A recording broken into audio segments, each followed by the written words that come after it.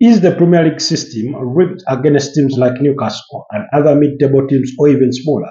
Because what it appears like, the system currently appears as though it is further strengthening the big boys already, while stifling the progress of young or mid-table teams. Now, in years gone by, we've all known that for a team to break through the traditional top four was that they needed to come and spend money and try and compete with the big teams. Later on, they had trouble convincing those players to join those smaller teams. You remember when Manchester City started their revolution. They had to put players on on significantly high wages to convince them to join Manchester City, as opposed to them, remaining or going at Arsenal, Man United, Liverpool, and Chelsea. Anyways, welcome back to the Football Tribe UG channel. Robert Kesakos is your usual suspect. I hope you guys are doing well. Welcome to the channel, all our new community members, our usual suspects, semi-regular suspects. We do appreciate you a great deal, and those that are not, regulars, we still do appreciate you a great deal.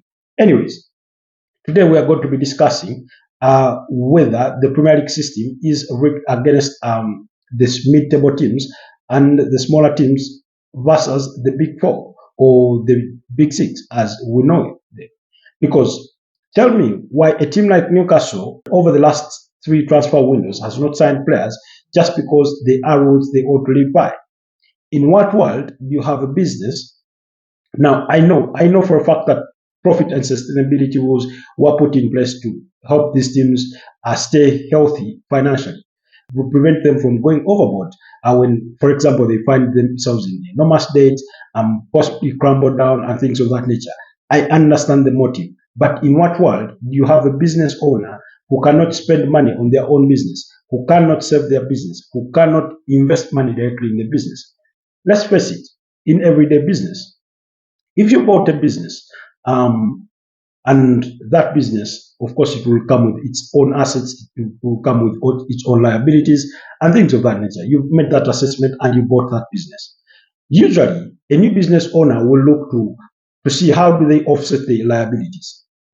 Where do they invest their financial resources to make sure that this business is healthy. Usually, if a business has some outstanding debts, they'll look to pay off those debts and to write those off the books. That's a liability. If they have some non-performing assets, they will look to revitalize those assets, or they will look to get rid of them, and so many other things that they may get to do, whether it has to do with increasing prices, dropping prices, whatever the assessment could be. Why is it that in football, business owners or club owners, because clubs are also run as businesses, they are businesses essentially, why is it that club owners can no longer invest money directly into their businesses, into these clubs, just because they are profit and sustainability rules? These are the same rules before they came into effect that had helped teams break through the chain. You remember when Chelsea were bought off by Roman Abramovich, he had to invest a lot of cash into that Chelsea team for them to become champions eventually, 2005, 2006, when they won the Premier League title. And they've never been the same team ever since then. They wanted to win the UEFA Champions League twice in 2012, 2021. They won the UEFA Europa League twice, 2013 and 2019, and so many other titles. They won the Premier League title in 2017 under, Antonio Conte. But they were able to do that, to reach that stage, because the owner then, Roman Abramovich, when he arrived at the club, he was able to invest money directly in that club. Take the example of Arsenal. Now, when Arsenal were eventually bought off by KSE, that's Kroenke Sports and Entertainment, the owners, Stan Kroenke and his son, put money into Arsenal. How? Some came in the form of loans, some came in the form of buying off loans. You remember Arsenal they were still paying off maybe some debts when it came to their stadium, development and things of that nature. They bought off those loans. But present day, you are telling a team like Newcastle, who has multi-billion owners, because Newcastle is owned by the majority shareholder is the Saudis. They have the money, the public investment fund under that umbrella. And yet they cannot spend money directly. You are telling Newcastle, arguably, not directly but indirectly, that you need to sell off your best players for you to stay afloat. Last summer, Newcastle had to sell their young talents in Yankuba Minte to Brighton and Hove Albion for a reported £33 million, according to the Athletic, and also sold Elliot Anderson for about £35 million to Nottingham Forest, according to the Athletic, just to stay afloat, just to stay on the right side of the profit and sustainability rules. For the last three transfer windows, they had not been able to buy at least first team players. Why? Because they need to abide by those rules. How then are they supposed to compete with clubs that already have the advantage? Let's face it another way. You have a team like Arsenal, you have a team like Manchester City, you have a team like Liverpool, who for the last two seasons, season in, season out, they are playing in the UEFA Champions League. They are fetching enormous sizes of revenues from being part of the UEFA Champions League, which is not their fault, but that gives them a competitive advantage because they are making millions of pounds from participating in that competition. And then you're telling this smaller team or mid-table team that cannot be invested in directly by their owner, that you want them to compete with those same teams and break through, possibly win the Premier League title or qualify for the UEFA Champions League, where they can also get to tap into those resources. Just recently, we've had Chelsea and Manchester City play at the FIFA Club World Cup. Now, of course, there's got to be qualification for these, teams. We must have a seed that gets teams to play in different competitions. But tell me how Newcastle are now supposed to compete with Chelsea, who made almost £97 million from just participating in a one-month tournament of the FIFA Club World Cup. How are Newcastle supposed to attack the market and compete in buying the same players, but also overall compete with Chelsea that has those significant resources? Arsenal, they reached the semi-finals of the UEFA Champions League. They made good money, no less than £80 million. How is a team like Aston Villa, who've just been sanctioned by UEFA for being found in breach of the financial fair play rules, supposed to compete with Arsenal? I do believe that for the sake of football, that at some point, at some level, there must be an amount of money that a club owner is allowed to inject in their club. Now, we understand the business or the football, the club has to be protected for the long hold, for the future. We understand that it must stay afloat, it must stay profitable, or at least break even. We understand that part. But look at how teams suffer when they decide to build new stadiums, when they decide to take loans to finance the development or the redevelopment of new stadiums. They tend to suffer by selling off their best players or not even buying new players during that period. And yet they are supposed to remain in competition with the giants, and this is not going to end now. And that's why for me, given with those rules, it's interesting to see how Manchester United will be able to build a new stadium worth £2 billion, but also remain competitive in buying players and remaining one of the biggest clubs, not just in the UK, but in the world. I wait to see that period of time. So I believe that there should be room for club owners, depending on what kind of revenue they are able to generate or the size of their valuation, an amount of money that they can inject indirectly. The same way clubs are not expected to make losses over £150 million over a course of 3 years, is the same way we should have club owners being permitted to invest some resources over a given period of time. Why can't a club owner like the Saudis invest at least £200 million into Newcastle? Because they do have the resources.